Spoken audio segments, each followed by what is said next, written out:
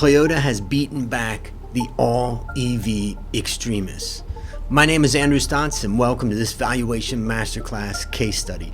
Just click on the link in the description to download the full report for free and my FEMR cheat sheet.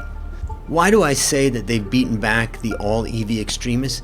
It's because I remember at the shareholders meeting when ESG advocates were demanding that they make a commitment to all EV models only in a certain number of years. Well, that's a bit ridiculous, and luckily Toyota resisted. Let's first talk about the company's background. Kiichiro Toyota built Toyota's success in the automotive business. He was the founder and transformed his family's loom business into an automotive giant. Also, he was part of the beginning phase of the just-in-time production method, which is a cornerstone of Toyota's efficient manufacturing process. Now, 1/3 of Toyota's sales comes from North America, with another 25% coming from Japan, 19% from Asia, and 11% from Europe. The remainder comes from other locations. But what's interesting is that the company is manufacturing across all of those places. Now, let's look at the Toyota's internal combustion engine vehicle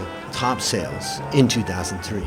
So we can see that internal combustion engine constituted 70% of sales. 28% of Toyota's sales was hybrid electric vehicles. Only 2% are other electric vehicles. Now, Toyota fought back by saying that we are going to try to reduce our carbon footprint, not just through EVs, but through hybrids and through hydrogen cars and other methods. The crowd didn't like that. Toyota Corolla was the best-selling car of all time. In fact, here is a great picture of 1966 Toyota Corolla. It's been produced since 1966. That means 12 generations.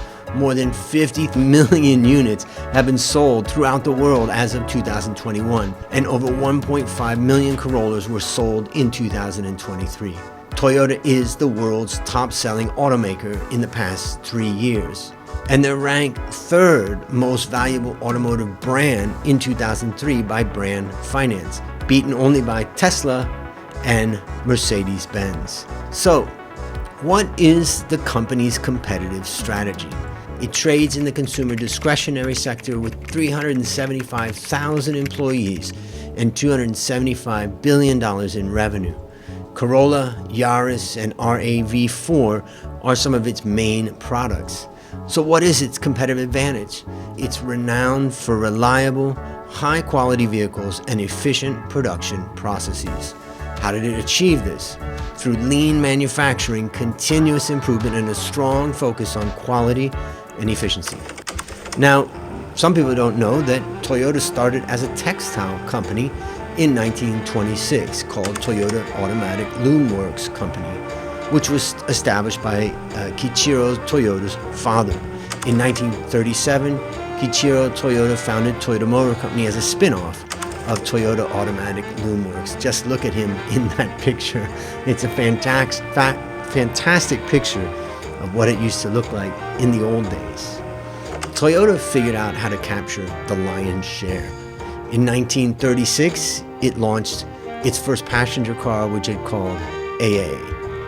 Not to be confused with Alcoholics Anonymous. In 1950, it developed the Toyota production system. It had been working in many formats, but now it became much more formalized. In 1957, Toyota Crown was the first Japanese passenger car exported to the United States. And in 1966, they launched the first Toyota Corolla model, becoming the world's best-selling car of all time. In 1989, I remember well when Toyota established Lexus as a luxury brand. Nobody believed that they could do it, but man, they pulled it off. And in 1997, they launched the Toyota Prius, the first mass-produced hybrid vehicle. This is why I say that Toyota is fighting back against the all-EV fanatics, is because they have been contributing to reducing carbon emissions through this hybrid vehicle when no other car company did it to that level, starting all the way back in 1997. In 2008, they surpassed General Motors in global sales and became the largest automotive company in the world. And in 2021, they reached cumulative sales of 200 million vehicles across all of its brands. So, the question is, does that strategy that they're pursuing lead to a competitive advantage? In other words, is the company financially world-class? I use my world-class benchmarking scorecard to measure if a company has a competitive advantage. I developed this scorecard 10 years ago, and here's how we construct it. My team gathers the yearly and quarterly financial data of 26,000 companies worldwide. We then calculate each company's profitable growth score, which is a composite measure of both profitability and growth. After that, we rank the company relative to sector peers of a similar size. A decile ranking of 1 or 2 is financially world-class, while 10 is the worst. And we assess the company's performance over the prior 4 years and the past 12 years. So is the company financially world-class? Well, before we look at that, I just made this chart of the net profit margin of Toyota versus General Motors. The key thing you can see is that Toyota only went negative briefly in 2008. General Motors had a huge charge that the automotive companies had in America that was an exceptional item. But if you look at the volatility of General Motors and the fact that its net profit margin has really never consistently been above Toyota, you can see that Toyota is super strong and steady. The market cap of Toyota at $271 billion is 5 times General Motors. And you can buy Toyota for less than 9 times earnings. Think about how much people are paying for Nvidia and Apple. So let's look at the world-class benchmarking scorecard. We can see that the company is not financially world-class. Recently, it's moved up to a 4, so a ranking of 1 would be best when we compare against 920 large consumer discretionary companies worldwide. It's interesting to see the stability of the company, but it seems as though being financially world-class is not its #1 goal.